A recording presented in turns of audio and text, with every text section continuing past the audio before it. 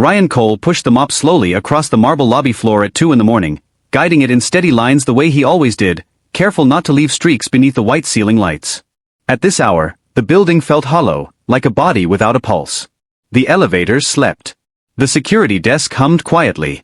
Only the soft squeak of the mop wheels and the distant ventilation system reminded him that the place was alive at all. He had worked this shift for 3 years. Every night, while executives slept in high-rise apartments and families gathered around late dinners, Ryan cleaned the offices of a billion-dollar corporation that barely knew he existed. He emptied trash cans filled with half-drunk coffee cups and shredded reports. He wiped fingerprints from glass conference tables where decisions were made that shaped markets and careers. He polished the lobby floor until it reflected the building's lights like still water. The work was honest. It was also barely enough. Ryan checked the time on his phone. 2:17 a.m. He still had 4 hours to go. His back ached the way it always did halfway through the shift, a dull reminder of years spent lifting, scrubbing, carrying. He adjusted his grip on the mop and kept moving. At home, his son would be asleep. Leo was 8 years old now, thin and quiet, with a kind of patience that came from understanding too much too early. Ryan pictured him curled under the faded blue blanket on the couch they shared in their small apartment. Leo insisted it was fine, that he liked sleeping there because it felt like camping. Ryan knew better. Kids learned to say things like that when they didn't want to add to the weight their parents already carried. Ryan swallowed and pushed the thought away. 2 months earlier, Leo had been rushed to the emergency room in the middle of the night. An asthma attack. Severe. Ryan still remembered the sound of his son gasping, the way panic hollowed his chest as he carried Leo through the hospital doors. The doctors moved quickly. The machines beeped. Eventually, Leo slept. The bill arrived 3 weeks later. Ryan hadn't opened it right away. He left the envelope on the kitchen counter for days, as if ignoring it might soften the numbers inside. When he finally unfolded the paper, the total stared back at him without mercy. Even with payment plans, even with assistance programs, it was more than he could manage. Every night since, Ryan worked with that number sitting heavy in his mind. He reached the employee bulletin board near the east hallway and stopped. As he emptied the trash beside it, a printed flyer caught his eye. He leaned closer, squinting under the harsh lights. Front desk support position, daytime hours. Ryan's hand froze. He read the details slowly. Administrative support. Visitor coordination. Full-time. Health insurance included. The salary was more than double what he earned now. Ryan looked around the empty hallway as if someone might tell him he was mistaken. He read it again. Then a third time. His heart beat harder with each word. Health insurance. Daytime hours. Stability. For a moment, he allowed himself to imagine it. Mornings at home when Leo woke up. Evenings that didn't disappear into exhaustion. A life where medical emergencies didn't threaten to collapse everything.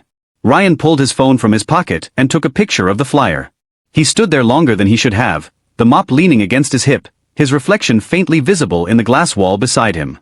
Before this life, before the night shifts and the quiet invisibility, Ryan had worked at a hotel. 8 years in guest services. He had handled complaints, managed front desks, trained new hires. He knew how to stay calm when people were angry, how to listen when no one else wanted to. That had to mean something. If you've ever stood in a place like this, tired, overlooked, carrying more responsibility than anyone sees, pause here. Tell me in the comments what kept you going when quitting would have been easier. Ryan finished his shift just before dawn.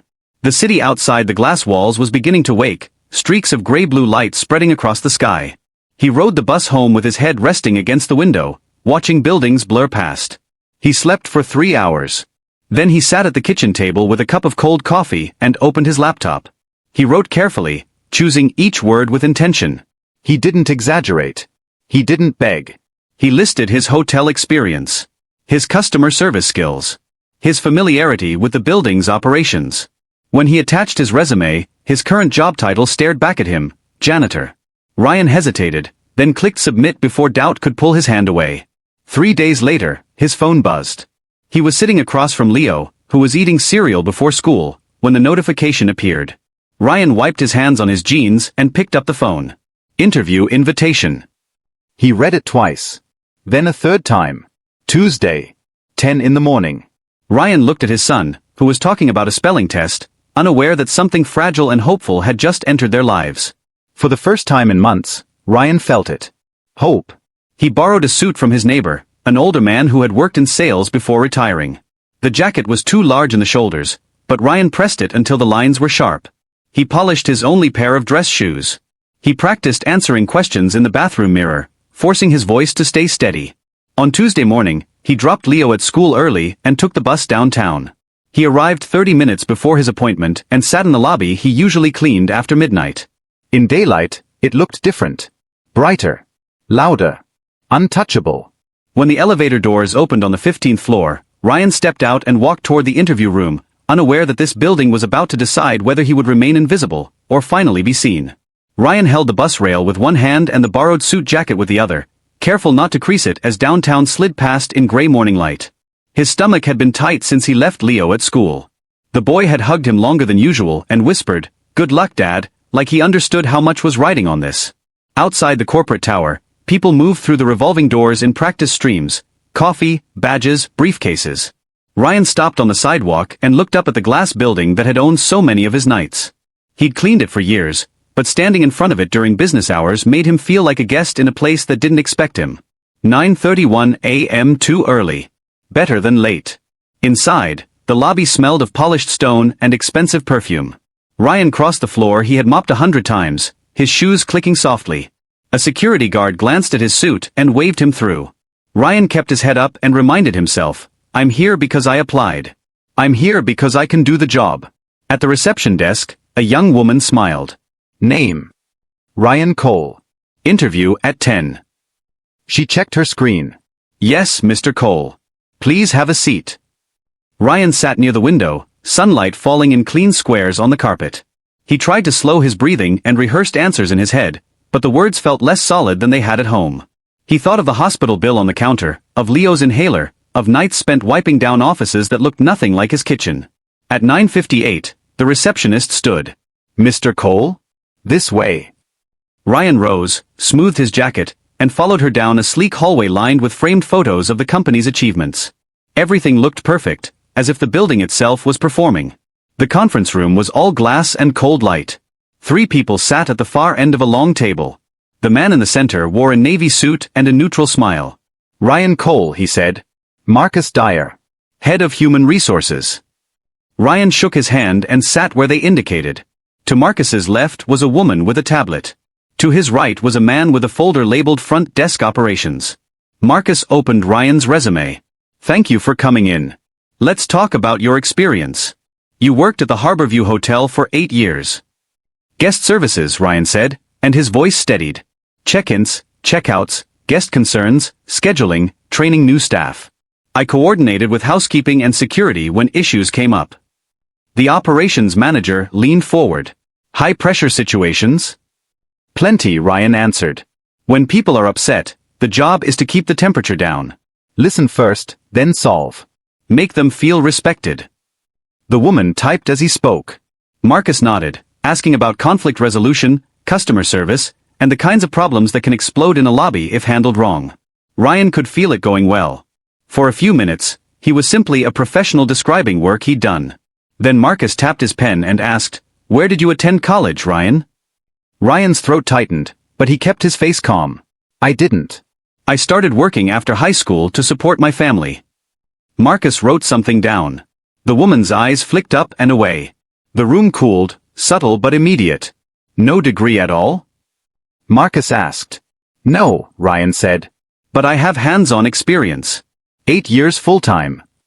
"And your current employment?" Marcus continued. Ryan held his gaze. "I work nights here. Janitorial." The pen stopped. The operations manager's eyes moved over Ryan's suit, as if measuring it against the label. Marcus leaned back. "This role is the face of the company," Marcus said. "It requires a certain presence. A certain polish."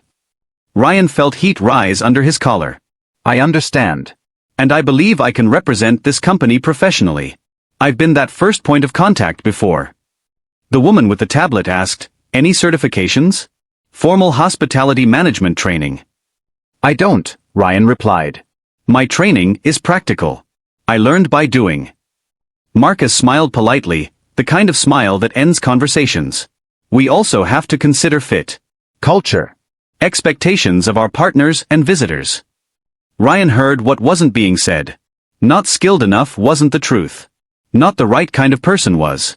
The operations manager added, "Why did you leave the hotel industry?" Ryan answered because he owed his own life the truth, even if they didn't want it. "My wife got sick. I needed a schedule that let me be home for my son. After she passed, I took what I could get." Marcus nodded once, as if filing it away as background noise. He closed the folder. "Thank you," Marcus said. "That covers our questions." Ryan blinked. Do you need references?" "I can provide." Marcus lifted a hand, gentle and final. "We'll be in touch. We appreciate your time." The operations manager stood. The woman saved her notes. The interview was over, and Ryan understood he'd never truly been inside it. He could have asked for another chance. He could have explained the bills, the inhalers, the nights. He could have begged. Instead, Ryan stood. His hands shook, but he kept his voice steady. "Thank you for meeting with me," he said. "I understand." Marcus's eyebrows lifted slightly, as if surprised Ryan wasn't fighting. "Of course," he replied. Ryan walked out with his shoulders straight. The hallway felt longer now, the company photos watching him pass like silent judges. At the elevator, he pressed the button and stared at the doors until they opened. As he descended, he studied his reflection in the polished metal. Tired eyes. Tight jaw. A man holding himself together by force. On the ground floor, he stepped into the lobby and headed toward the glass doors. Outside, the morning looked bright, and that made the rejection feel sharper. He carried his dignity like a fragile thing he refused to drop. Ryan pushed through the glass doors and stepped onto the sidewalk, the cool morning air hitting his face like a quiet slap. Traffic moved steadily down the avenue, horns and engines blending into the sound of a city that didn't pause for disappointment. He took 2 steps forward, then another, telling himself not to look back. He had done what he came to do. He hadn't begged. He hadn't apologized for his life. He had walked out with his head up, even if the weight in his chest felt heavier than when he walked in. The building loomed behind him, all glass and steel, indifferent and flawless. He told himself it was fine. He would go home, make dinner, tuck Leo in, and keep moving forward the way he always had. "Ryan Cole. Please stop." The voice cut through the noise behind him. Ryan froze. At first, he thought he'd imagined it. No one ever called his name in this place. He turned slowly, unsure of what he expected to see. The glass doors swung open again, and a woman stepped into the lobby just inside them, one hand braced on the security desk. She was breathing hard. Her dark suit was perfectly tailored, her hair pulled back with deliberate precision, but there was urgency in the way she stood, like she had moved faster than she meant to. The security guard had straightened instantly, eyes fixed ahead, saying nothing. "Ryan Cole," she called again, quieter now. Ryan stepped back inside, the door closing behind him with a soft thud.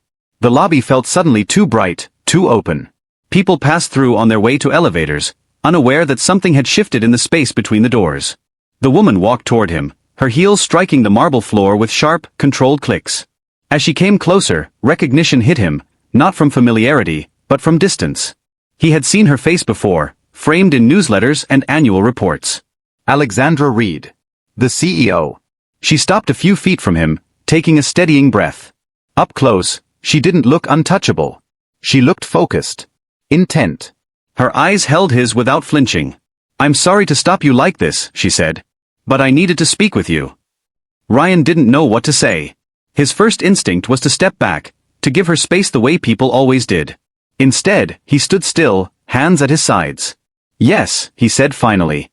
Alexandra glanced toward the security desk and the passing employees. "Can we step over there?" she asked, gesturing to a quieter corner of the lobby near the windows. Ryan followed, his heart beating harder with every step. He felt like he was moving inside a moment that hadn't been meant for him. Alexandra stopped and turned to face him. "You just left an interview upstairs," she said. Ryan nodded. "Yes. I saw it." The words landed slowly. Ryan's jaw tightened. "You saw it?" Alexandra nodded once. "I've been reviewing hiring processes as part of a broader culture assessment. Interviews are recorded. I watched yours." Ryan didn't respond. The air between them felt charged, like a storm building without thunder. Alexandra studied his face. "I also recognized you." Ryan frowned. "I'm sorry." 2 months ago, she said, an elderly woman nearly collapsed in this lobby early one morning. Margaret Sutherland. The name clicked into place. Ryan remembered the way the woman's knees had buckled, the pale sheen of sweat on her forehead. He remembered digging the candy from his pocket, the instinct that told him what was wrong before anyone else noticed. I remember, Ryan said quietly. She's one of our most important partners, Alexandra continued. Her contract is worth more than most people here will ever see. She mentioned you by name afterward. Said you noticed what others missed. That you helped her without making a spectacle of it. Ryan shifted uncomfortably. I just did what anyone should. Alexandra's eyes softened, but her voice remained steady. Most people didn't. Silence stretched between them. Ryan felt exposed in a way the interview hadn't managed. This wasn't judgment. This was recognition, and it unsettled him more. I didn't stop you because of that, Alexandra said. Not alone. I stopped you because I watched a qualified man be dismissed for reasons that had nothing to do with his ability. Ryan exhaled through his nose. If this is about offering me the job out of gratitude, I can't accept that. Alexandra met his gaze. It's not. Because I don't want charity, Ryan added. I don't want favors. Good, Alexandra said. Neither do I. She crossed her arms, not defensively, but as if bracing herself. What happened in that room upstairs was unacceptable. I watched my company judge someone on appearance and background instead of competence. That's a failure of leadership. Ryan felt something crack in his chest. Anger, relief, disbelief, they tangled together until he wasn't sure which one he was feeling. So why tell me this? He asked. Because you walked out with dignity, Alexandra said. And because I need to address what happened while the truth is still standing here. She paused. I've asked the hiring panel to come down to the lobby. Ryan's eyes widened. You didn't have to do that. I do, she replied. Accountability doesn't work in private. Ryan looked toward the elevators. The idea of facing Marcus again made his stomach knot. I was ready to leave. I know, Alexandra said. You still can. She took a step back, giving him space. You owe this company nothing. If you want to walk out that door and never look back, no one will stop you. Ryan glanced at the glass doors, sunlight spilling through them like an escape. He thought about Leo waiting at home, about the years he'd spent invisible, about the way the interview had ended before it ever really began. And if I stay? He asked. Then I'll make sure the truth is said out loud, Alexandra replied. The elevator dinged behind them. Ryan turned as Marcus stepped out, followed by the assistant and the operations manager. They looked confused, then uneasy, when they saw Alexandra standing beside Ryan. Marcus forced a smile. Ms. Reed. Is there a problem? Alexandra's voice was calm when she answered. Yes, she said. There is. Ryan stayed where he was. For the first time, he didn't feel small. The lobby seemed to quiet as Marcus, the assistant, and the operations manager approached. Their footsteps slowed when they realized who was waiting for them. Alexandra Reed stood with her hands loosely at her sides, posture relaxed but unyielding. Ryan stood a step behind her, not hiding, not advancing. Simply present. Marcus cleared his throat. Ms. Reed, I wasn't aware you needed us this morning. I did, Alexandra said. And I still do. She gestured subtly toward Ryan. You interviewed Ryan Cole less than 30 minutes ago. I want to understand how you reached your decision. Marcus glanced at Ryan, then back to Alexandra. The panel followed standard hiring criteria. Alexandra nodded. Good. Then explaining it should be simple. Marcus straightened. Mr. Cole did not meet the qualifications we determined were necessary for the front desk role. Which qualifications? Alexandra asked. Marcus hesitated. Formal education. Relevant certifications. Alexandra tilted her head. Does the job description require a college degree? No, Marcus admitted. But it's preferred. Preferred by whom? She asked. The company, Marcus said. Alexandra's gaze didn't waver. The job posting doesn't mention a degree. It lists experience in customer service, communication skills, and professionalism. Mr. Cole has 8 years in guest-facing roles. The operations manager shifted his weight. We also consider image. Front desk staff represent the company. Alexandra turned to him. Define image. The man swallowed. Polish. Presence. Fit with company culture. Ryan felt the words land like stones, but he stayed silent. Alexandra's voice remained level. You're describing impressions, not requirements. She looked back at Marcus. Were you aware Mr. Cole has worked in this building for 3 years without a single performance complaint? Yes, Marcus said carefully. But janitorial work is different. How? Alexandra asked. It doesn't require the same interpersonal skills. Ryan's jaw tightened, but Alexandra answered before he could.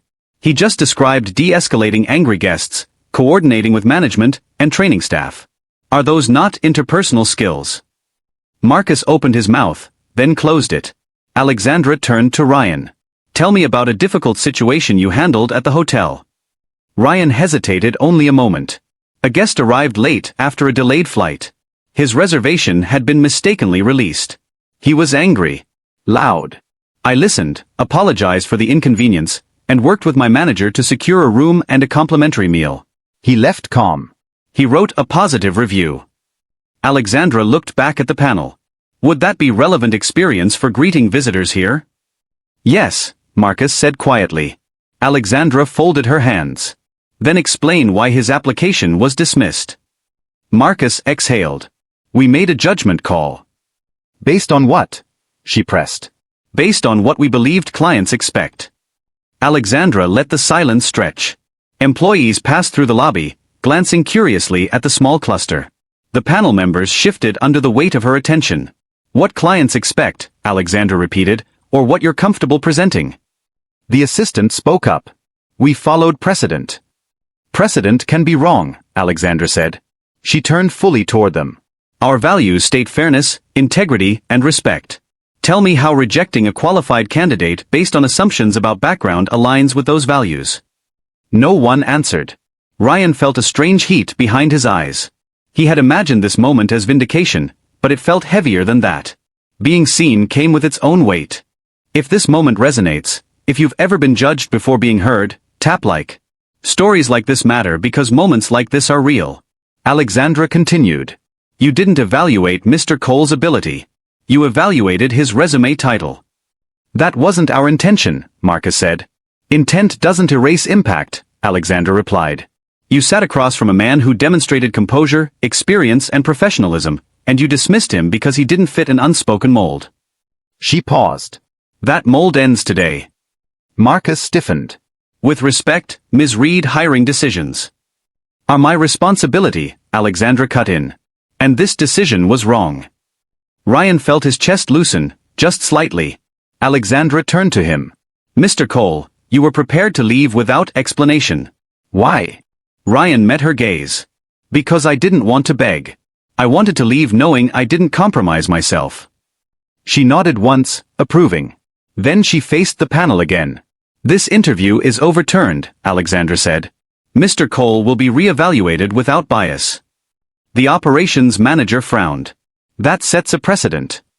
Yes, Alexandra said. A better one.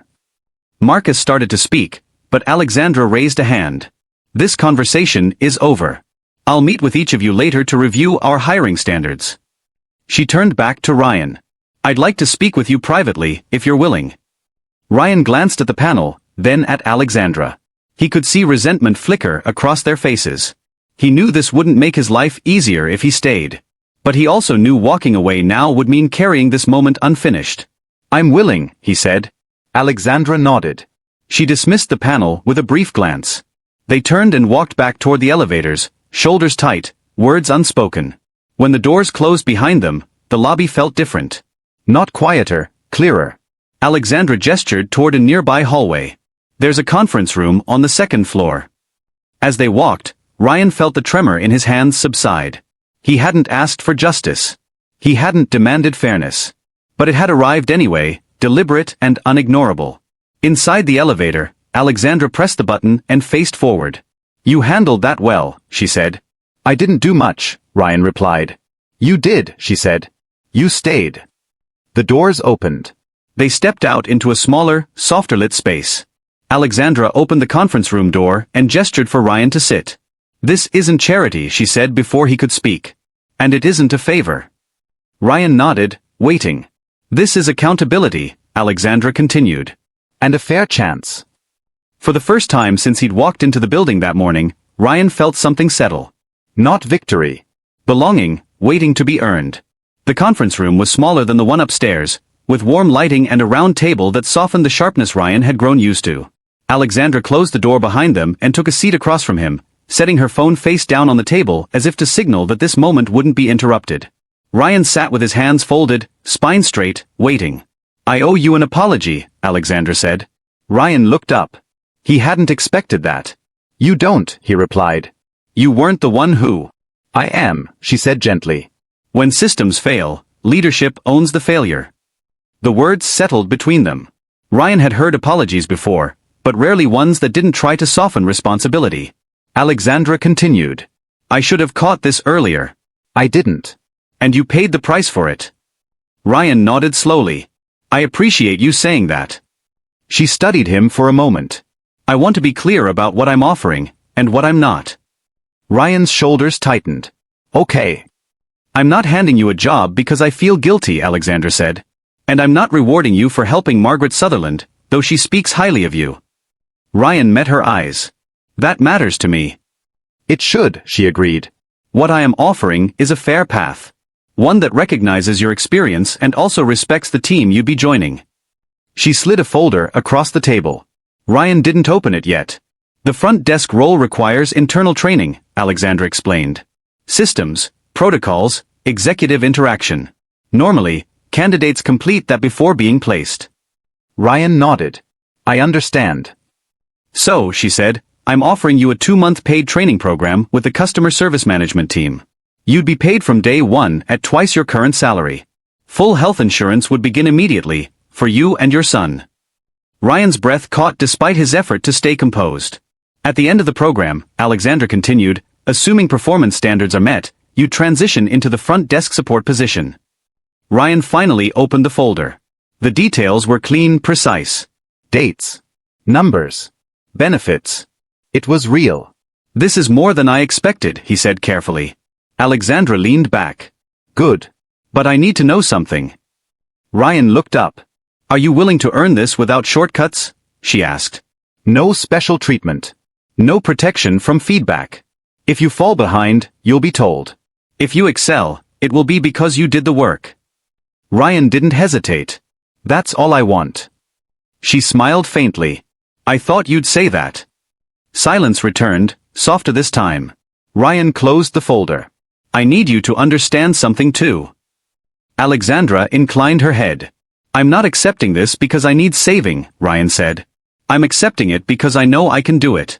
And because walking away would mean agreeing with what they thought of me." Alexandra's expression held respect, not surprise. "Then we're aligned." Ryan exhaled slowly, feeling the tension he'd carried since morning begin to loosen. When would it start? "Paperwork tomorrow," she said. "Training begins next week." Ryan nodded. "Thank you." "For the record," Alexandra added, "you didn't need me to see you to be worthy of this. You already were." Ryan swallowed. They stood, and Alexandra extended her hand. Ryan shook it, firm and steady. When he left the conference room, the building felt different again. Not because it had changed, but because he had. That evening, Ryan walked home instead of taking the bus, letting the city air clear his head. The apartment smelled faintly of detergent and the pasta Leo had made the night before. Ryan sat at the kitchen table and waited until Leo finished his homework. "So?" Leo asked finally, eyes wide but careful. Ryan chose his words slowly. "I didn't get the job today." Leo's shoulders dropped. "But," Ryan continued, "I got something better. A chance." Leo frowned. "Like a real chance?" Ryan smiled. "A real one." Leo nodded, processing. Then, quietly, "Does that mean we can get my inhaler without waiting?" Ryan felt his throat tighten. "Yes."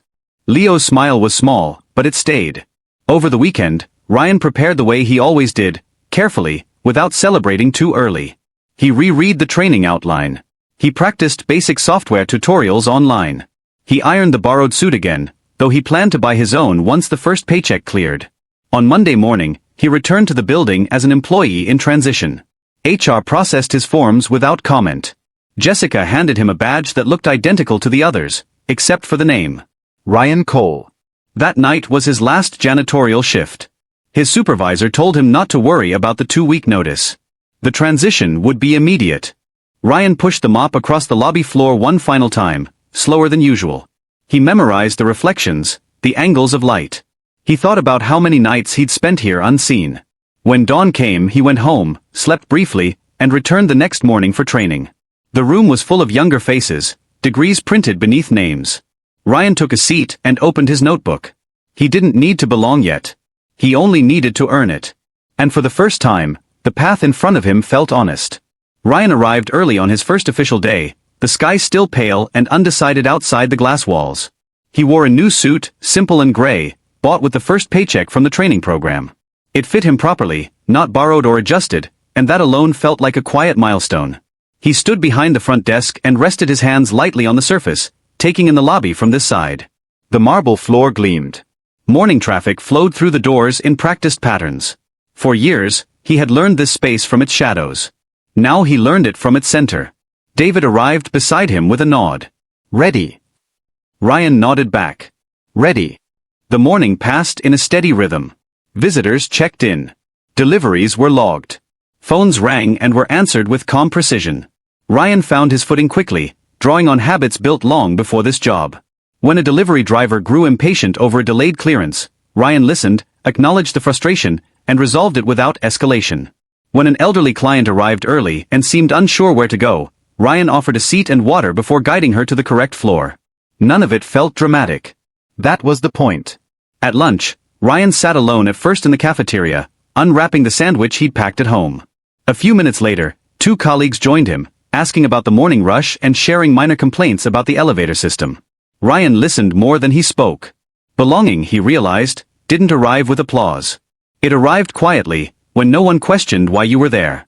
In the afternoon, Alexandra Reed walked through the lobby with members of her executive team. She spoke softly as they passed, eyes on a tablet. As she neared the desk, she glanced up. Her eyes met Ryan's. She gave him a small nod. No smile. No pause. Just acknowledgement. Ryan nodded back, feeling something settle in his chest. Not gratitude. Not relief. Validation. When his shift ended, Ryan stepped outside into the evening air. The city was alive with movement and sound, and for the first time in a long while, the noise didn't feel like pressure. It felt like possibility. On the bus ride home, he pulled out his phone and typed a message to Leo. "On my way." A moment later, he added another line. "Dad didn't win. Dad didn't give up." At home, Leo met him at the door.